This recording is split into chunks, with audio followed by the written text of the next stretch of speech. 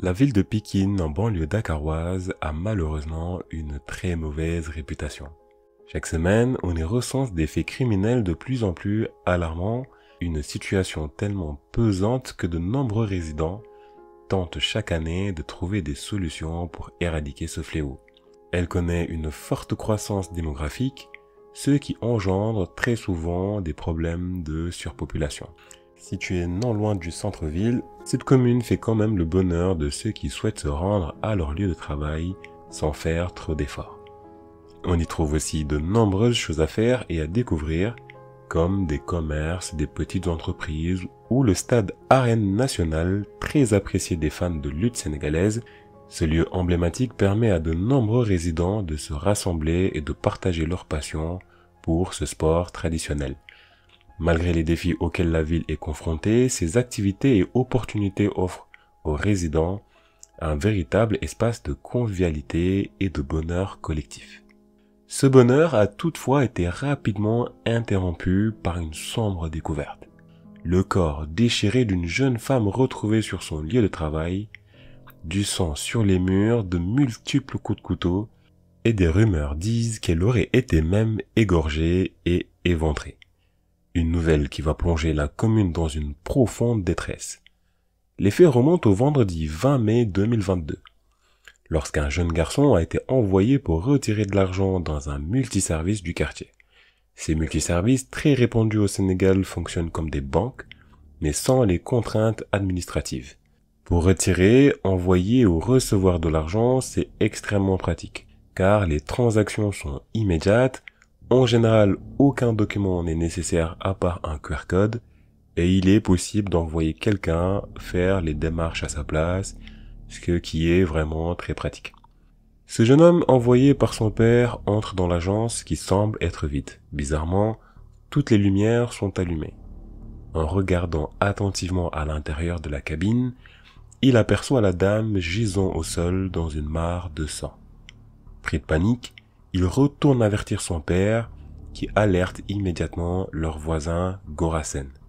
Ce dernier va aller vérifier et confirmer la mort de la jeune femme. De là, il va directement appeler la police.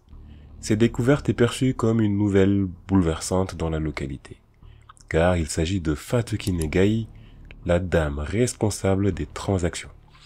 Tout le quartier, même sans forcément avoir de lien avec elle, avait l'habitude de se rendre chez cette dernière pour effectuer des opérations. Fatou Kiné Gaye, âgé de 32 ans au moment des faits, est né en 1990 dans une famille croyante affiliée à la confrérie des Tidjanes, une branche religieuse musulmane. Profondément attachée à sa foi, elle admirait particulièrement le guide religieux El Hadj Abdul Aziz, et rêvait d'avoir un fils pour lui donner le même prénom. Dès son enfance, Fatou Kiné se distingue par sa joie de vivre et son sérieux dans ses études. Elle décroche son diplôme de fin d'études collégiales au collège Ogo Diop, puis obtient son baccalauréat au lycée LPA. Le 21 mai 2020, elle épouse un homme qu'elle considérait comme sa véritable moitié. Faisant la fierté de ses parents, ces derniers profondément fiers de leur fille, soulignent son respect des valeurs musulmanes et sa réputation irréprochable. Toujours bienveillante, elle entretenait de bonnes relations avec tout le monde et ne s'impliquait jamais dans des conflits. Le jour du drame, un vendredi, Fatou Kiné préparait un week-end en amoureux avec son mari. Elle devait terminer un petit peu plus tôt pour faire ses valises. Malheureusement, elle ne quittera jamais son agence vivante. Très vite, la nouvelle attire une foule de voisins et de résidents devant le local. Gorasen, toujours posté devant la porte, essaie d'empêcher les curieux d'entrer pour ne pas perturber le travail des enquêteurs. Cependant, il est bientôt bousculé par un homme visiblement proche de la victime. L'individu bouleversé insiste pour entrer. Gorasen n'arrive pas à l'empêcher parce qu'il se débat de toutes ses forces. Il va finir par y accéder. À l'intérieur, il découvre le corps de Fatou Kiné et ressort anéanti, criant de douleur. Cet homme s'appelle Hassim et c'est le responsable de l'établissement depuis tout juste un mois. Sa réaction fait énormément de peine à tout le monde et il est désemparé et personne n'arrive à le consoler. Rapidement, les enquêteurs interviennent pour tenter de résoudre ce mystère. Ils examinent la scène avec soin et commencent à interroger les premiers témoins. Pendant ce temps, les résidents dénoncent ce qu'ils pensent être un énième cambriolage. Pour eux, ce sont très probablement des voleurs qui se sont introduits dans l'agence pour voler de l'argent. Un truc devenu de plus en plus banal dans la capitale. Ce n'est pas tout, selon plusieurs témoignages, la commune de Pékin semble être envahie par des individus ayant des comportements inquiétants. Les espaces publics initialement conçus pour permettre aux habitants de se détendre sont désormais occupés par des squatteurs. Ces derniers passent leur journée à errer, adoptant souvent des attitudes suspectes. Les résidents mentionnent également une série d'agressions de plus en plus alarmantes, salissant encore une fois la réputation de Pékin. Les habitants exaspérés rappellent avoir déjà dénoncé l'insécurité grandissante, mais ils estiment ne pas être entendus. Cependant, cette hypothèse sera rapidement écartée. Selon les premières informations de l'enquête, l'accès à la jeune femme était extrêmement sécurisé. Mais il n'y a aucune trace d'infraction. L'aménagement du lieu a été conçu pour faciliter les échanges entre la caissière et les clients. Mais l'accès direct à sa cabine est très compliqué. En effet, pour y parvenir, il faut au minimum passer par 3 portes, ce qui rend l'intrusion extrêmement difficile. Le directeur de l'agence nous a expliqué ceci. Nous savons que lorsqu'il s'agit d'argent, il faut être prudent. C'est pourquoi nous avons conçu nos locaux de manière à rendre l'accès à nos employés très difficile, voire impossible. Mais alors, est-ce que cela voudrait dire que l'agresseur était en réalité un proche de la victime? Fatou Kiné aurait peut-être ouvert les portes à quelqu'un en qui elle avait confiance. Mais si c'est le cas, pourquoi lui avoir infligé une telle souffrance? Puisqu'on parle de multiples coups de couteau, l'agresseur s'est déchaîné sur elle. Des questions auxquelles on espère obtenir très vite des réponses. Rapidement, les enquêteurs commencent à se concentrer sur la personne qui semble être la plus affectée par cette histoire. Hassim Ba, le responsable de l'agence, est la dernière personne à avoir vu Fatou Kiné vivante. L'histoire prend un tournant lorsqu'il remarque des marques de blessures sur sa main gauche. Mais Hassim a cependant une très bonne explication. En apprenant la nouvelle, il a été dévasté et s'est effondré par terre en pleurant, ce qui aurait causé la blessure. Autre point intriguant, entre le moment où les enquêteurs sont arrivés et le moment où il a été entendu, ce qui a duré quelques minutes seulement, il a eu le temps d'aller se changer et de revenir. Son explication est là aussi que, en tombant au sol, il s'est sali et a dû changer de vêtements. Mais cette réaction reste quand même très étrange. Le directeur de l'entreprise en voyage au Maroc va faire une révélation importante. Il a été alerté par tout le monde du meurtre, sauf par Hassim qui aurait dû être le premier à l'informer. Pire encore, Hassim n'a répondu à aucun de ses appels, un comportement jugé extrêmement suspect. Le directeur demande alors une vérification des comptes pour s'assurer qu'il n'y a pas de lien entre Hassim et un éventuel vol. Après vérification, les enquêteurs découvrent un trou de plus de 3,5 millions de francs CFA, soit à peu près 5300 €. Et là, c'est sûr, le meurtrier est un habitué des lieux et le mobile est l'argent. Ces découvertes suscitent alors de nouvelles interrogations, poussant les enquêteurs à examiner le passé de Hassim, et ce qu'ils découvriront sera des plus surprenants. Hassim est un jeune homme âgé de 28 ans au moment des faits. C'est un homme que les gens qualifient de gentil et d'honnête. Les journalistes vont poser la question à beaucoup de ses voisins et ils disent tous la même chose. Hassim est un gentil gars, il est dans aucune histoire, c'est quelqu'un de posé. Quand il parle, on ne l'entend à peine. Il a l'air de bien s'occuper de ses parents, de sa femme. Il fait partie d'une bonne famille. Il est pieux, ne fume pas, ne boit pas. Et cette version sera confirmée par tous ses proches. Masuma ko gis mu xeex masuma ko gis mu xuloo masuma ko gis mu def lu correct loo xam ne correctul nattu bi teg ko yàlla teg ko mu naqari laa am lu ma naqari ci moom tey laa ko soog a gis tey ci na judduloo ak moom nekk ak moom fi fanweeri at ci ren ma nekk ak moom musuma gis xaas ñu ne xeex na wala sànni na nit xeer wala okk na nit bam nàcc wax dëgg yàlla xaw ma ci moom benn affaire lii ñun ñëpp la bett ñun ñëpp la jaaxal tamit xam naa nag ndogal la waaye ñun ñëpp la jaaxal ñun ñëpp la naqari tamit ndax kenn mësu koo fooge. mosuma koo dégg mu sax saaga nit comprendre nga te des fois ñooy nekkandoo terrain di footballandoo aussi même bu nekkee ak ay moromam waxam du bëri bu nekkee ak ay moromam. Depuis mu nekk xale ba nu mu màggee nii mosuma koo dégg si dara. Mais très vite, un discours différent va surgir. Avant de travailler à l'entreprise EMS, là où s'est passé le crime, il travaillait dans une grande banque de la ville.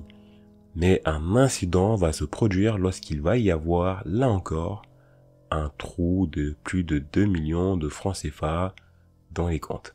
Un autre employeur témoignera en disant qu'une fois, il a simulé une agression.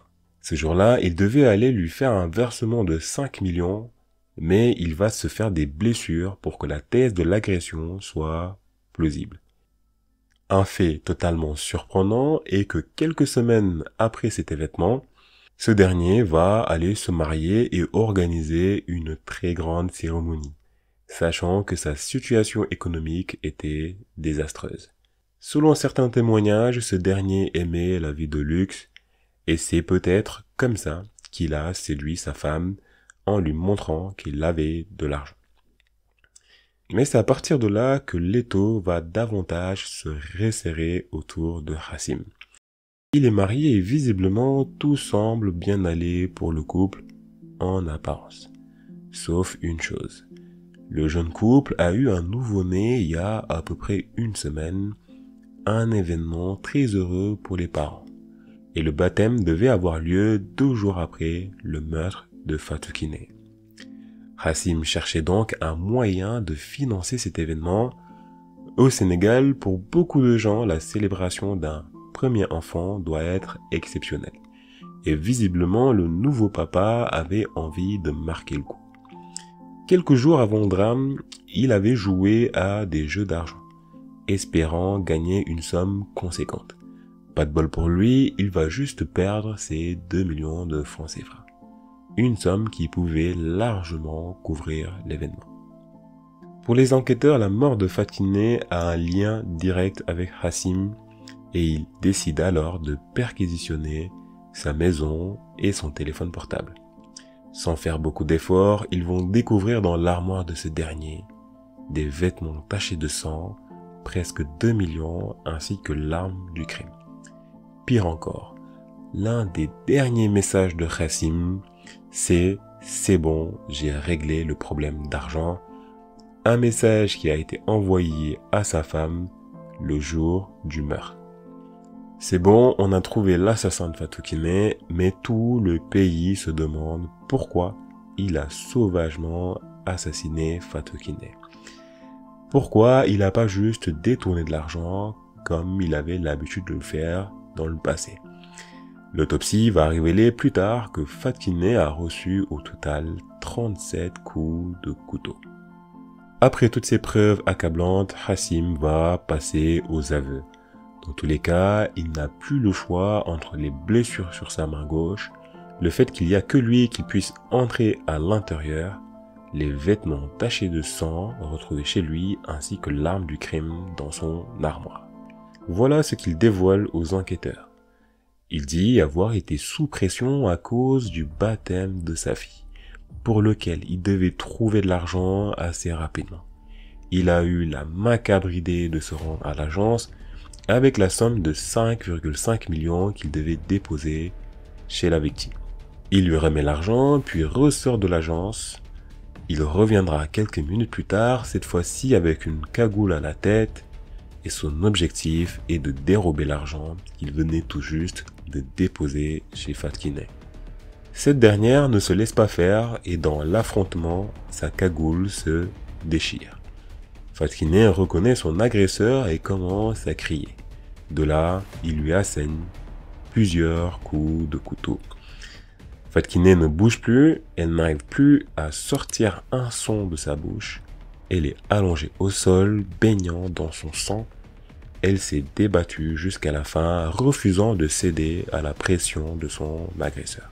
Pendant qu'elle rendait son dernier souffle, elle voit son collègue en train de dérober l'argent de la caisse. Contrairement aux rumeurs sur Internet, elle n'a pas été ni égorgée, ni éventrée, mais elle est blessée sur quasiment l'ensemble de son corps. Je vous donne une dernière information si ça vous intéresse. Au moment où Hassim était en train d'être interrogé par la police, il se passait un événement très heureux chez lui, le baptême de sa fille. Les gens chantaient et dansaient célébrant l'arrivée de la fille de ce dernier. Une fête qui sera écourtée vers 15 h lorsque la nouvelle va tomber. Et cette scène va soulever de nombreuses interrogations. Comment peut-on célébrer un baptême si le père de l'enfant ne donne plus de nouvelles? La femme de Hassim avait-elle poussé son mari à commettre cet acte odieux? Des questions qui seront vite répondues par les proches de cette dernière, qui décrivent une femme travailleuse qui s'est toujours débrouillée toute seule. Sa sœur raconte qu'il fut un temps où même son mari avait perdu son travail. Et c'était elle qui assurait les charges de la maison sans que personne ne le sache. Le couple habitait dans un appartement en location. Leur bailleresse dira que la femme de Hassim est une femme humble et sans histoire et demande à ce qu'on arrête de salir son image.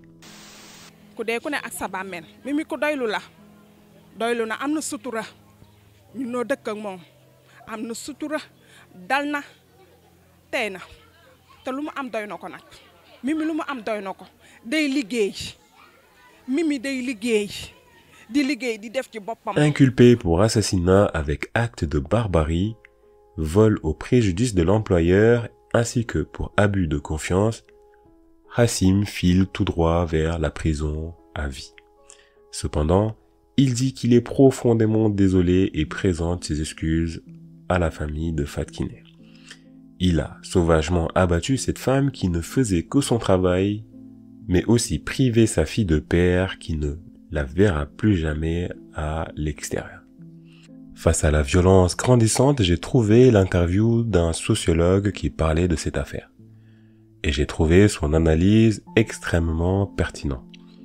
Le journaliste va lui dire qu'on a au Sénégal un problème avec la police et avec la sécurité en général. Ce à quoi il répond qu'on a plus un problème avec la société.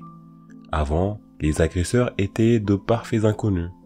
Aujourd'hui, ils sont dans nos maisons. Ça peut être votre père, votre mari, votre frère ou votre voisin. Je vous mets le lien de cette interview en bio au cas où si ça vous intéresse.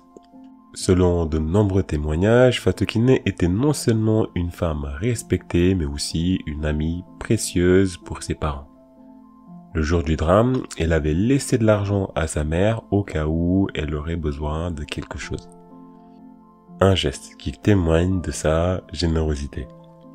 La nouvelle de sa mort a profondément bouleversé sa famille, ses parents qui espéraient un jour voir leurs petits-enfants courir autour d'eux, se retrouvent avec un vide immense et plein de rêves brisés. Le souvenir de Fatou Kiné demeure marqué par sa bonté. Un visage qui restera gravé dans les cœurs, mais aussi dans les esprits de toute la communauté. Merci d'avoir regardé la vidéo jusqu'à la fin. Pour soutenir la chaîne, merci de liker la vidéo, de vous abonner et si c'est déjà fait, alors laisse un commentaire. Prends soin de toi et sûrement à la semaine prochaine. Bye.